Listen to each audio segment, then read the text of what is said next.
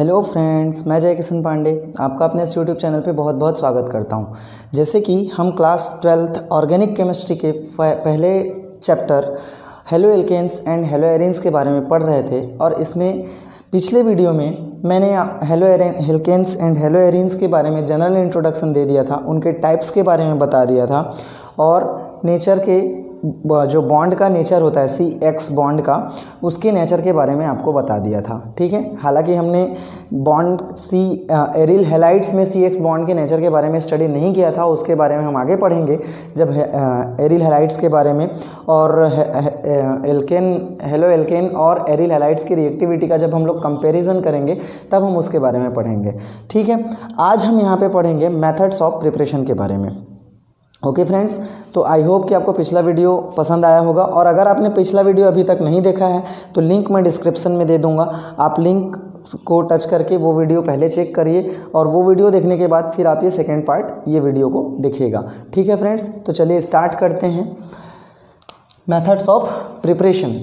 ठीक है, तो एक देखिए जनरल बता रहा हूँ मैं आपको कि कल आपको बताया था कि एल्केन ग्रुप से हाइड्रोजन निकालना है और उसके बाद हम लोग को वहाँ पे हेलोजन ऐड कर देना है, तो वो हेलो एल्केन या फिर एल्किल हैलाइड्स कहलाएगा। ठीक है, वैसे ही एरिन के लिए बताया था आपको। तो यहाँ पे हम मेथड्स ऑफ प्रिपरेशन में देखेंगे तो पहला मेथड ऑफ प्रिपरेशन हम यहाँ पे देखते हैं फ्रॉम एल्कोहल।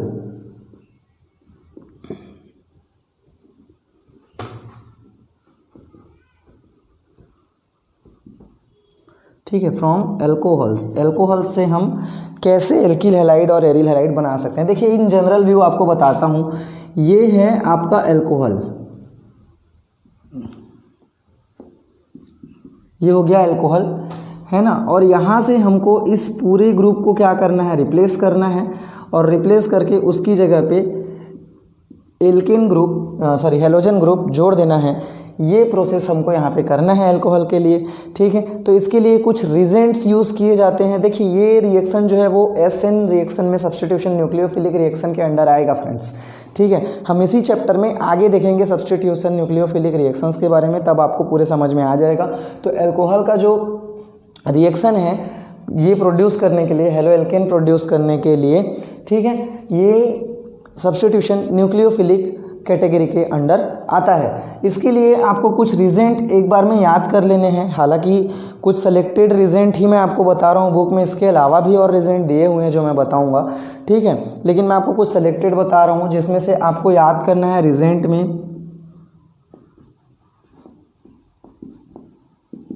रिजेंट्स आपको याद कर लेने हैं PCl5, इसके बाद PCl3, सभी अलग अलग है ना, स्लैश कर रहा हूँ और करके अलग अलग रिएक्शन होना है यहाँ पे, है ना।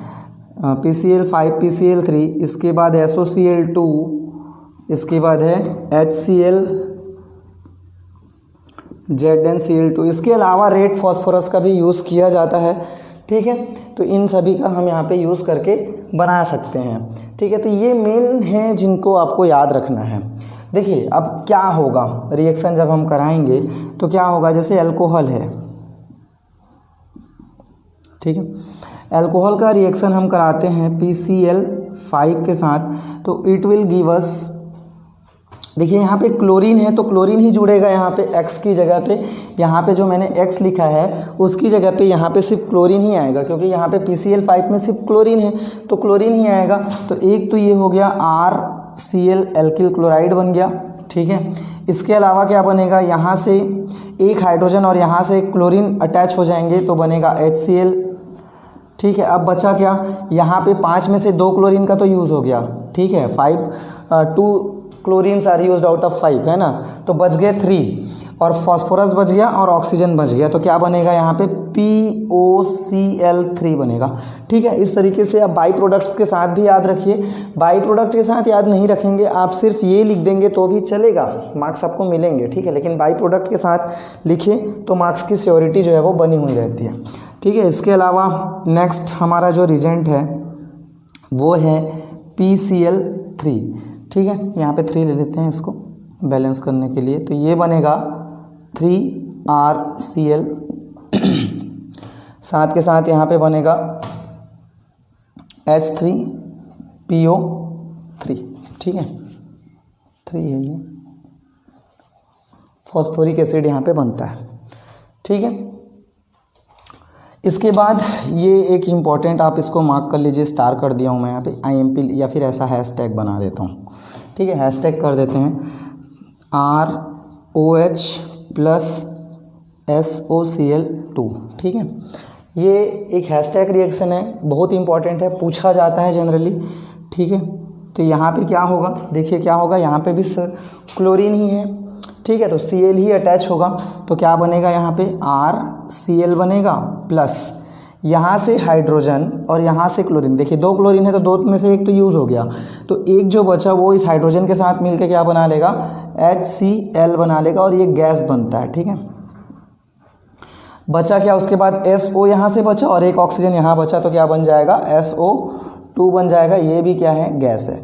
ठीक है, अब यहाँ से पूछा जाता है कि why is SOCl2 given preference for the production of alkyl halide या फिर एल्किल क्लोराइड बोल दीजिए यहाँ पे, क्योंकि थायोनिल क्लोराइड में क्लोरीन है।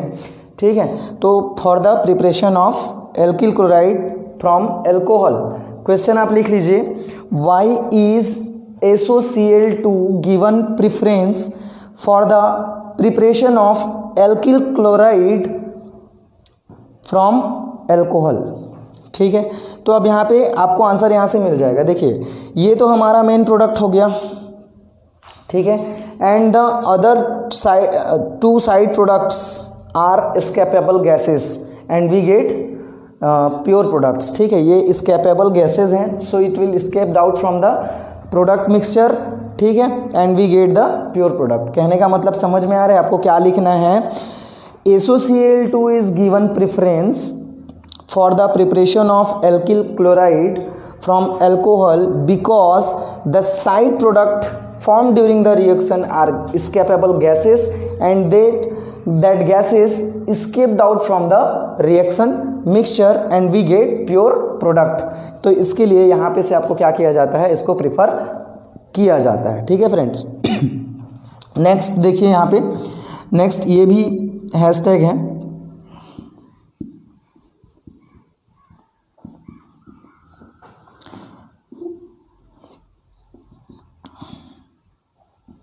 ठीक है, अब यहाँ पे क्या बनेगा, Cl ही बनेगा यहाँ पे, क्योंकि Cl है तो हम यहाँ पे RCl रखेंगे और यहाँ से H और यहाँ से OH, तो ये बनेगा H2O। ठीक है, इसमें और याद रखिएगा, जैसे मान लीजिए कि इसी में ROH का रिएक्शन हम HBr के साथ करा देते इन presence of ZnCl2 any catalyst, या फिर ये ZnCl2 कैटालिस्ट है तो यहाँ पे बनता RBr, है ना। यहीं पे अगर ROH का रिएक्शन, अल्कोहल का रिएक्शन HI से करा देते इन प्रेजेंस ऑफ ZnCl2, तो ये क्या बनेगा, RI बनेगा। ठीक है, बाकी H2O बनेगा दोनों में। तो इसको याद रखना है कि अगर हम हेलिक एसिड यहाँ पे लेते हैं, है ना, हेलिक एसिड मतलब HCl, HBr, hydrochloric acid, hydrobromic acid, hydrohalic acid इसको बोला जाता है, उनका रिएक्शन कराते हैं विद द प्राइमरी अल्कोहल और सेकेंडरी अल्कोहल, तो वहाँ पे किसी कैटालिस्ट का यूज़ करना पड़ेगा हमको और वो रिस्पेक्टिव प्रोडक्ट हमको मिल जाएगा। अगर HCl लेंगे तो RCl मिलेगा, HBr लेंगे तो RBr मिलेगा, HI लेंगे तो RI मिलेगा। ठीक है, इस तरीके से ये प्रोडक्ट्स मिलेंगे और सब में ये H2O बनेगा। ठीक है, अब एक कॉमन क्वेश्चन जो यहाँ से पूछा जाता है कि what is the role of ZnCl2 in the reaction. इस रिएक्शन में ZnCl2 का रोल क्या है। ठीक है, तो इस रिएक्शन में ZnCl2 का रोल ये है कि ZnCl2 यहाँ पे देखिए, ये इस वाले को अगर हम ऐसा लिखें CH3, देखिए यहाँ लिखता हूँ। ठीक है, देखिए ROH को हम लोग ऐसा भी तो लिख सकते हैं ना, CH3OH। अब CH3OH का मतलब क्या है कि यहाँ पे देखिए, CH3OH का मतलब क्या है, ये हो गया CH3 और ये OH, तो यहाँ पे हमको कार्बन ऑक्सीजन के बीच में बॉन्ड दिखाई दे रहा है। ठीक है। इसमें अल्कोहल में कार्बन ऑक्सीजन के बीच में बॉन्ड होता है, तो ये ZnCl2 उस कार्बन ऑक्सीजन बॉन्ड को तोड़ने का काम करता है। तो क्वेश्चन क्या है कि what is the role of ZnCl2 in the reaction, तो आपका आंसर क्या हो जाएगा, ZnCl2 play an important role to break the CO bond in the alcohol. क्या हो जाएगा, play an important role to break the CO bond in the alcohol. ठीक है, ये इसका क्वेश्चन हो जाएगा, आंसर हो जाएगा। अब देखिए कुछ पॉइंट्स यहाँ पे आपको और नोट करने हैं इसी रिएक्शन में, तो ये ऊपर वाला इरेज कर दूँ, आप स्क्रीनशॉट लेना चाहें तो स्क्रीनशॉट ले लीजिए। ठीक है, अब इरेज करते हैं।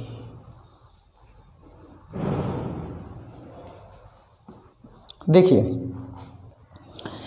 ये जो है प्राइमरी अल्कोहल है ना, जो ये वाला जो रिएक्शन है ना, तो यहाँ पे आपको एक नोट लिखना है इस रिएक्शन के नीचे कि प्राइमरी एंड सेकेंडरी अल्कोहल, ठीक है, प्राइमरी एंड सेकेंडरी, इसको लिखो आप, reaction of primary and secondary alcohol with HCl requires presence of any catalyst, presence of a catalyst। ठीक है, presence of a catalyst. Catalyst अब हम यहाँ पे क्या यूज़ किए हैं, ZnCl2 का यूज़ किए हैं, है ना।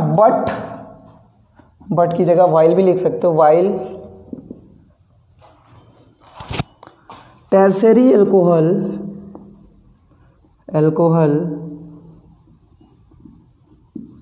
गिव रिएक्शन विथ, रिएक्शन इसको HCl को HX कर लो, हाइड्रोहेलिक एसिड लिख लो। ठीक है, गिव रिएक्शन विथ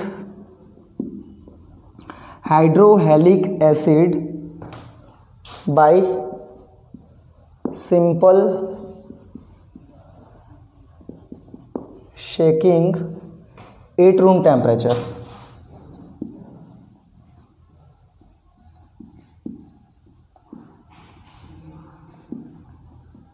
ठीक है, कहने का मतलब ये है कि प्राइमरी अल्कोहल और सेकेंडरी अल्कोहल अगर हाइड्रोहेलिक एसिड, जैसे कि यहाँ पे लिखा हुआ है ये हाइड्रोहेलिक एसिड्स हैं, इनके साथ रिएक्शन जब करता है तो वहाँ पे कोई कैटालिस्ट होना चाहिए, जैसे कि हम यहाँ पे देख रहे हैं कि यहाँ पे कैटालिस्ट है। जबकि टर्शियरी अल्कोहल को रिएक्शन कराने के लिए कैटालिस्ट का होना कोई ज़रूरी नहीं है, बिना कैटालिस्ट के भी टर्शियरी अल्कोहल जो है वो रिएक्शन कर देता है। तो आपको यहाँ पे याद रखना है order of reactivity of alcohol with hydrohalic acid. ठीक है, ये क्वेश्चन भी पूछा जाता है, तो क्या हो जाएगा, order of reactivity of alcohols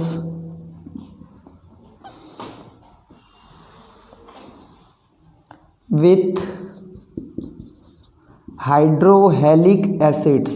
ठीक है, तो क्या हो जाएगा, टर्शियरी अल्कोहल सबसे ज़्यादा रिएक्टिव है, and then secondary alcohol, and then primary alcohol. ठीक है, तो याद रखना है कि जो एसिन रिएक्शन है, एसिन रिएक्शन 2 टाइप्स के होते हैं, SN2 एंड SN1।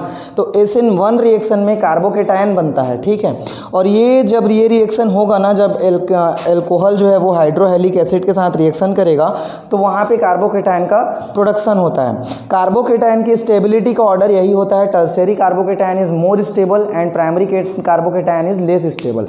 ठीक है, तो इसकी वजह से टर्शियरी कार्बोकेटायन जो ज़्यादा स्टेबल होगा वो ज़्यादा आसानी से रिएक्शन देता है और इसके लिए हमको कोई कैटालिस्ट का ज़रूरत नहीं होता। जबकि प्राइमरी जो कार्बोकेटायन होते हैं they are least stable, and उनको स्टेबल करने के लिए या उनके प्रोडक्शन के लिए हमको कुछ एक्सटर्नल कैटालिस्ट का ज़रूरत पड़ता है। इसलिए प्राइमरी और सेकेंडरी अल्कोहल का रिएक्शन जब हम हाइड्रोहेलिक एसिड के साथ कराते हैं तो हमको वहाँ पे कैटालिस्ट रखना पड़ता है। तो आई होप कि आपको ये बातें समझ में आई होंगी। ठीक है, आपको इसके लिए स्टेबिलिटी ऑफ कार्बोकेटायन पता होना चाहिए। ठीक है, कार्बोकेटायन की स्टेबिलिटी वो बेसिक्स में आता है, क्लास 11 का सिलेबस है। ठीक है, तो आप उसको वहाँ से देख सकते हैं। Okay friends. हम यहाँ पे देखेंगे एल्कीन से, how can we prepare haloalkane from the alkene. तो चलिए यहाँ पे टॉपिक दे दीजिए फ्रॉम एल्कीन्स।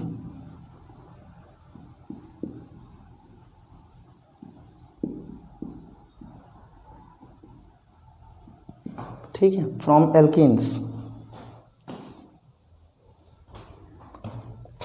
ठीक है, अब देखिए एल्कीन से बनाने के लिए हमारे पास 3 मेथड्स हैं। ठीक है, 3 तरीके हैं हम बना सकते हैं। पहला है मार्कोनिकॉफ्स एडिशन,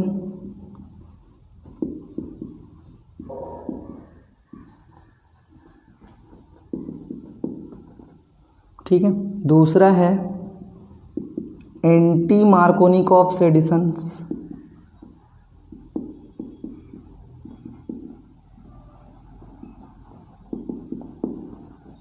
ठीक है। और तीसरा है एलाइलिक सब्स्टिट्यूशन। कल मैंने बताया था, मतलब लास्ट वीडियो में मैंने बताया है कि एलाइलिक कार्बन क्या होता है, वो लास्ट वीडियो कल ही आया था। ठीक है, allylic substitution.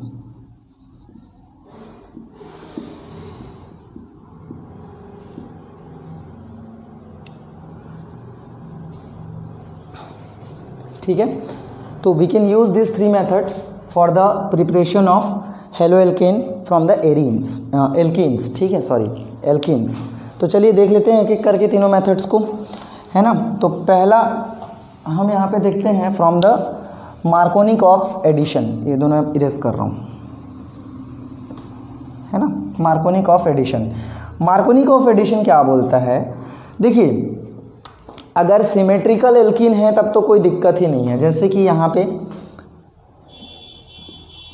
CH2 double bond CH2, यहाँ पे अगर हम HCl को ऐड कराते हैं, ठीक है, HCl को ऐड कराते हैं तो यहाँ पे ये पॉजिटिव हो गया पार्ट और ये नेगेटिव हो गया पार्ट। तो ये कहाँ जाएगा, किस पे जाएगा, इसके लिए आपको टेंशन लेने का ज़रूरत नहीं। कहीं पे भी किसी को भी जोड़ दीजिए। जैसे हाइड्रोजन हम यहाँ जोड़ देते हैं और क्लोरीन को यहाँ जोड़ देते हैं तो क्या हो जाएगा, CH3, ये बॉन्ड टूटेगा, है ना, याद रखना है। यहाँ पे जो डबल बॉन्ड है उसमें से एक बॉन्ड ब्रेक हो जाएगा और ये होगा CH3, एक हाइड्रोजन यहाँ से इस पर जुड़ गया और ये सिंगल बॉन्ड हो गया और ये CH2Cl हो गया। ठीक है, तो यहाँ पे आपको सोचने का ज़रूरत नहीं है। अगर सिमेट्रिकल एल्कीन दिया हुआ है तो वहाँ पे ना आपको एंटी का मार्कोनिकॉफ सोचना है ना मार्कोनिकॉफ सोचना है। ठीक है, कुछ भी नहीं सोचना है। लेकिन अगर एसिमेट्रिकल दिया है, जैसे कि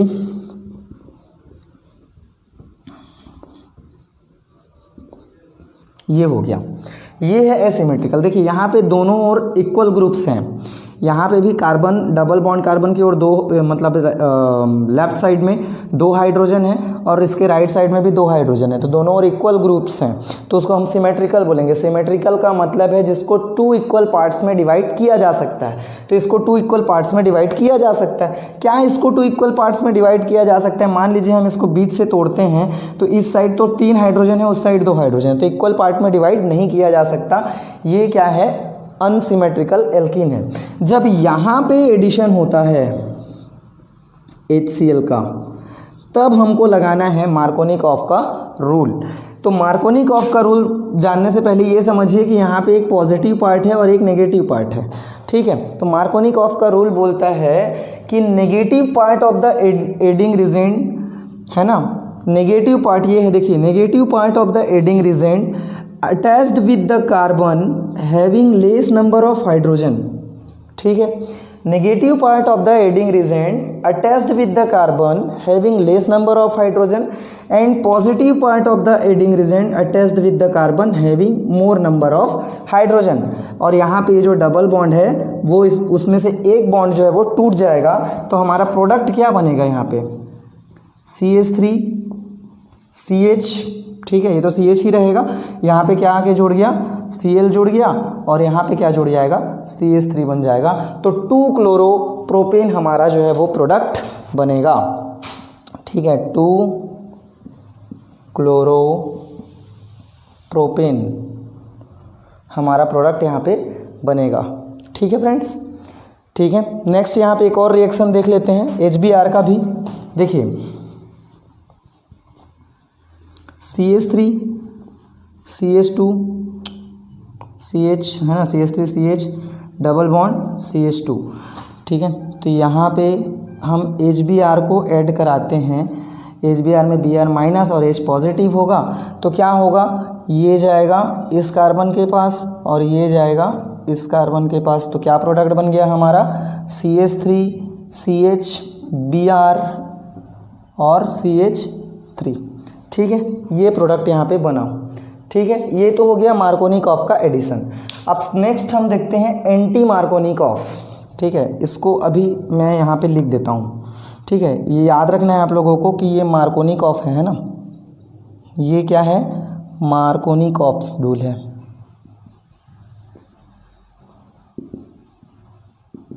ठीक है, अब लिखते हैं अपन, ऊपर देखते हैं एंटी मार्कोनिकॉफ। मैं देखिए कन्फ्यूज़न मिटाने के लिए आपको बता रहा हूँ, है ना, कि कब मार्कोनिकॉफ होगा कब एंटी मार्कोनिकॉफ होगा HBr के केस में। तो यहाँ पे देखिए दूसरा रूल यहाँ पे क्या है, फ्रॉम एंटी मार्कोनिकॉफ रूल।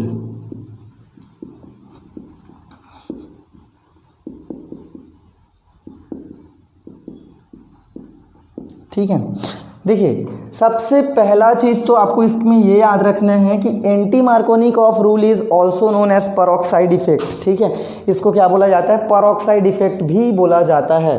ठीक है, तो ये क्या हो जाएगा, peroxide effect. It is also known as peroxide effect. Direct question आता है व्हाट इज परऑक्साइड इफेक्ट, तो आपको एंटी मार्कोनिकॉफ का एडिशन है उसी को यहाँ पे लिखना पड़ेगा। दूसरा चीज आपको यहाँ पे ये याद रखना है कि anti Markovnikov rule is applicable only for HBr, applicable only for HBr, है ना। इसके साथ साथ आपको याद रखना है इन प्रेजेंस ऑफ एनी परऑक्साइड।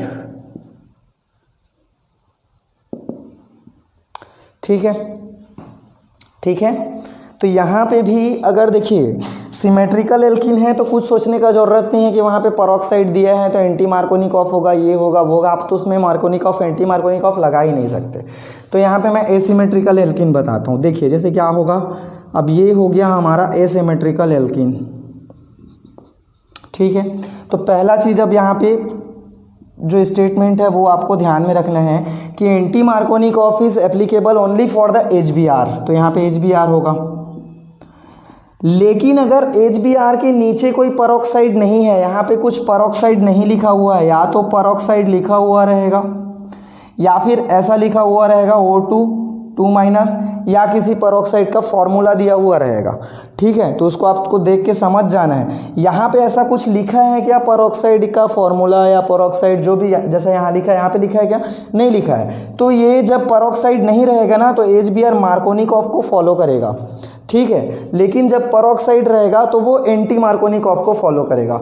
अब एंटी मार्कोनिकॉफ मतलब मार्कोनिकॉफ का उल्टा। ठीक है, मार्कोनिकॉफ में क्या हुआ था कि नेगेटिव पार्ट कम हाइड्रोजन वाले कार्बन के पास गया और पॉजिटिव पार्ट ज़्यादा हाइड्रोजन वाले कार्बन के पास गया, तो यहाँ पे होगा उल्टा। ठीक है, Br मतलब जो ये नेगेटिव पार्ट है और ये पॉजिटिव पार्ट है, तो नेगेटिव पार्ट जाएगा ज़्यादा हाइड्रोजन वाले के पास और पॉजिटिव पार्ट जाएगा कम हाइड्रोजन वाले के पास। एंटी मार्कोनिकॉफ रूल यही बोलता है कि negative part of the adding reagent attached with the carbon having more number of hydrogen and positive part of the adding reagent attached with the carbon having less number of hydrogen। तो हमारा product क्या बन जाएगा यहाँ पे, CH3 CH2 single bond CH2 Br, यहाँ पे हमारा प्रोडक्ट बनेगा 1 ब्रोमो प्रोपेन। ठीक है, देख लीजिए यहाँ पे अगर मार्कोनिकॉफ होगा तो 2 ब्रोमो प्रोपेन बनेगा और अगर एंटी मार्कोनिकॉफ होगा तो 1 ब्रोमो प्रोपेन बनेगा। तो these are differences in the Markovnikov and anti Markovnikov and it is very important. इसको परऑक्साइड इफेक्ट भी बोला जाता है। तो ये डायरेक्ट क्वेश्चन आपसे पूछा जाता है। ठीक है, चलिए नेक्स्ट देखते हैं।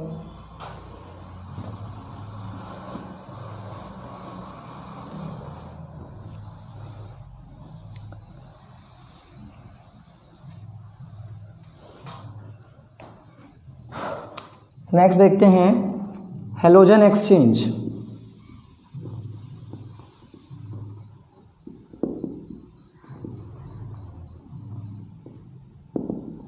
ठीक है। हेलोजन एक्सचेंज में आपको यहाँ पे दो रिएक्शन देखने को मिलता है, ठीक है। जैसे मान लीजिए कि एक एल्किल क्लोराइड दिया हुआ है या फिर एल्किल ब्रोमाइड दिया हुआ है, ठीक है। इससे हम हायर हेलोजन में इसको कन्वर्ट कर सकते हैं, ठीक है। इसको हम क्या कर सकते हैं, हायर हेलोजन में कन्वर्ट कर सकते हैं, मतलब हायर हेलो एल्केन, जैसे कि ये मान लीजिए कि RI हो जाएगा, ठीक है। तो हायर है, क्लोरीन लोअर है और ये हायर है। दूसरा हम क्या कर सकते हैं, इसको फ्लोराइड में कन्वर्ट कर सकते हैं, RF में कन्वर्ट कर सकते हैं। तो दोनों टाइप के रिएक्शन हमको यहाँ पे देखना है, दोनों में हेलोजन एक्सचेंज ही हो रहा है, ठीक है। तो चलिए दोनों एक एक करके देख लेते हैं क्या होगा हायर हेलोजन एक्सचेंज में, है ना। तो नेम ऑफ द रिएक्शन होगा फिंकलस्टेइन रिएक्शन।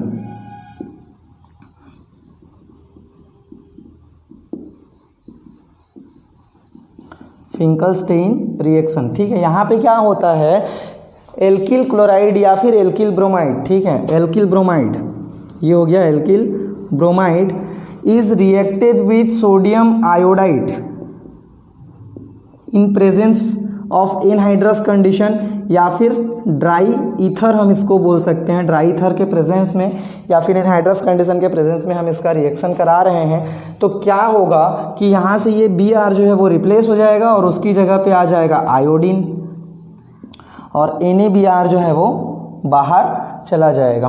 तो ये क्वेश्चन आपसे डायरेक्टली पूछा जा सकता है कि व्हाट इज़ फिंकलस्टेइन रिएक्शन, ठीक है। दूसरा यहाँ पे ये पूछा जा सकता है कि Finkelstein reaction takes place under anhydrous condition और in the presence of dry ether, ठीक है। दोनों टाइप का आप लिख लीजिएगा। आपसे पूछा जा सकता है कि Finkelstein reaction take place under anhydrous condition, why, ठीक।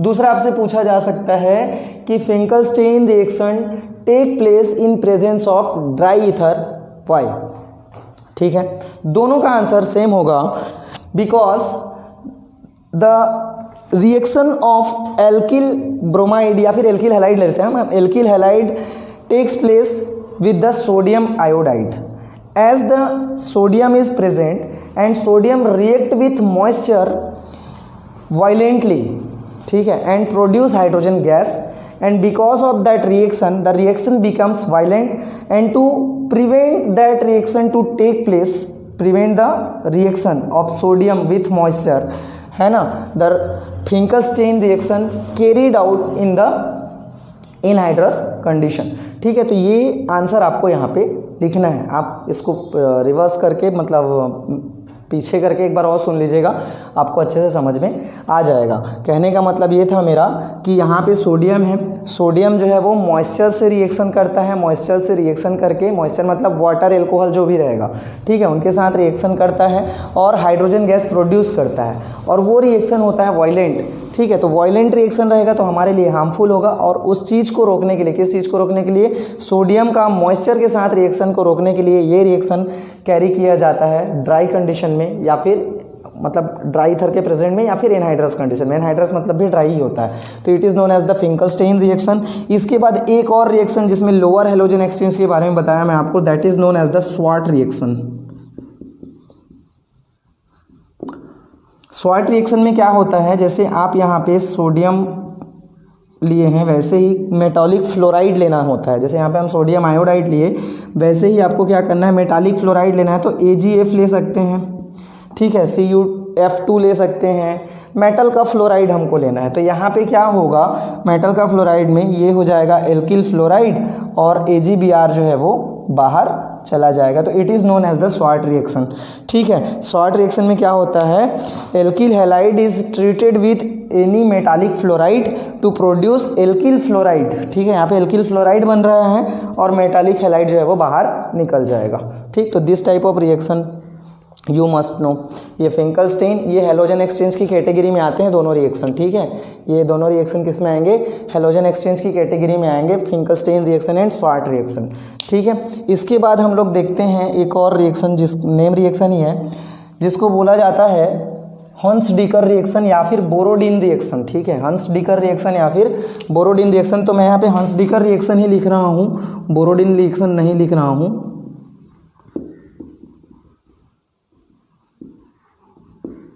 हंस डीकर रिएक्शन। ठीक है, हंस डीकर रिएक्शन में क्या होता है कि यहाँ पे हमको silver salt of the carboxylic acid लेना है। किसी भी एरोमेटिक भी ले सकते हैं, एलिफेटिक भी ले सकते हैं।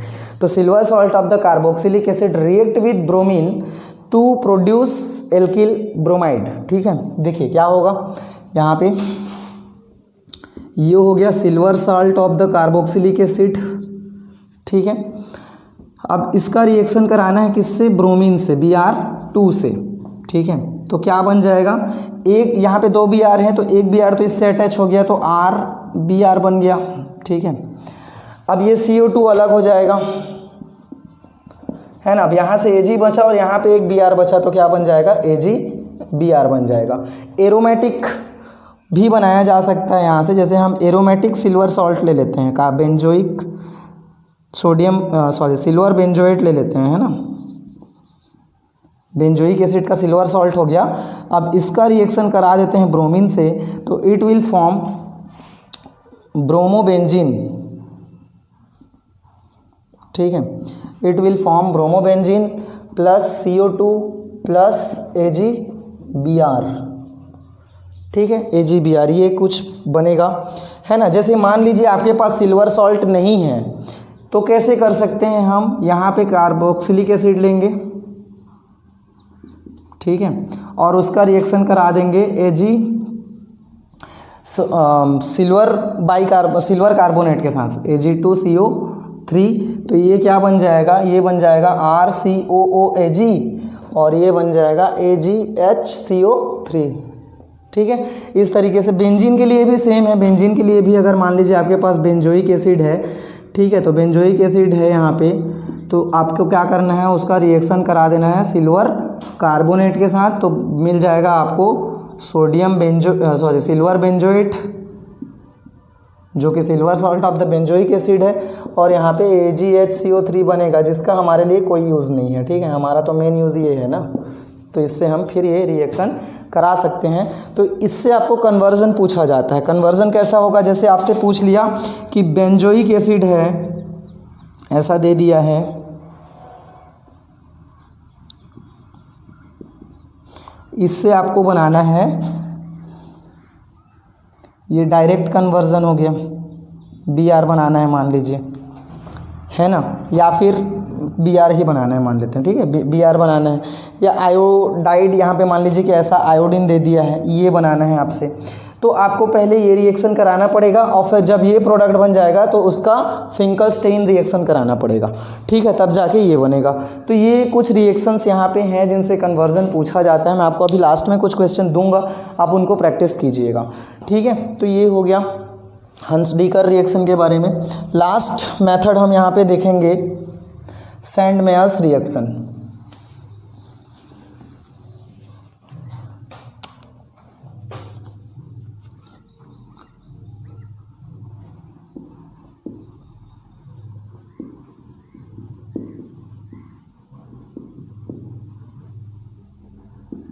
ठीक है, सैंडमेयर्स रिएक्शन। तो सैंडमेयर रिएक्शन में क्या होता है, when benzene diazonium salt is treated with cuprous halide then haloarenes are formed. ठीक है, देखिए क्या बोल रहा है, बेंजीन डाइएजोनियम सॉल्ट, ये हो गया बेंजीन, ठीक है, और ये हो गया डाइएजोनियम सॉल्ट, इस पे पॉजिटिव इस पे नेगेटिव। इसका रिएक्शन हमको किससे कराना है, Cu2H2 से कराना है, क्यूप्रस हैलाइड से कराना है। तो यहाँ पे क्या हो जाएगा, हमको मिलेगा एरिल हैलाइड, ये है हमारा सैंडमेयर रिएक्शन। ठीक है, और N2 जो है वो अलग हो जाएगा। तो it is Sandmeyer's reaction, benzene diazonium salt is treated with cuprous halide to produce aryl halide and nitrogen gas is liberated. ठीक है, इसको आप ऐसा लिख दीजिए। लेकिन मान लीजिए कि आपके पास ये नहीं है, तो आप क्या करेंगे, तो आप कैसे बनाएंगे इसको, तो आपको ये करना पड़ेगा कि जैसे एनिलीन लेना है आपको, एनिलीन ले लीजिए।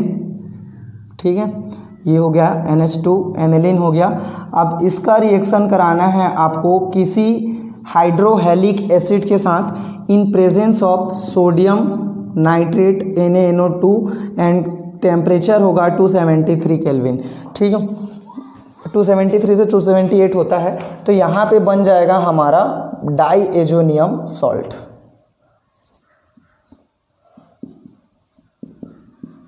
ठीक है। डाइएजोनियम सॉल्ट को अल्कोहल में भी कन्वर्ट किया जा सकता है, कार्बोक्सिलिक एसिड में भी कन्वर्ट किया जा सकता है, इससे हम जो चाहें वो बना सकते हैं। तो यहाँ पे हमको क्या बनाना है, हेलो एरिन्स बनाना है। देखिए कन्वर्जन यहाँ पे क्या पूछा जाएगा, इससे आपको ये बनाना रहेगा, मतलब एनेलिन से NH3 से आपको बनाना है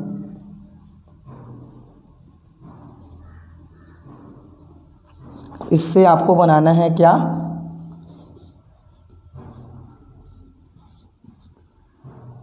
X, ठीक है। ये कन्वर्जन पूछा जाता है। तो ये आपका total process send mayor reaction का यहाँ पे आपको फॉलो करना पड़ेगा, ठीक है फ्रेंड्स। तो आई होप कि आपको ये वीडियो पसंद आया होगा, इसमें जो कंटेंट है वो आपको समझ में आया होगा। आज के वीडियो में सिर्फ मेथड ऑफ प्रिपरेशन तक, फिजिकल प्रॉपर्टी और केमिकल प्रॉपर्टीज़ के बारे में हम नेक्स्ट वीडियोज़ में देखेंगे, ठीक है। तो ठीक है फ्रेंड्स, आप मुझे कमेंट करके बताइएगा कि आपको ये रिएक्शन कैसे लगे, आपको समझ में आ रहे हैं या नहीं आ रहे हैं, आप मुझे कमेंट करके बताइएगा, ठीक है फ्रेंड्स। कीप सपोर्टिंग मी और सब्सक्राइब जरूर कर लीजिएगा ऐसे ही वीडियोस के लिए। Thank you friends, thank you for watching.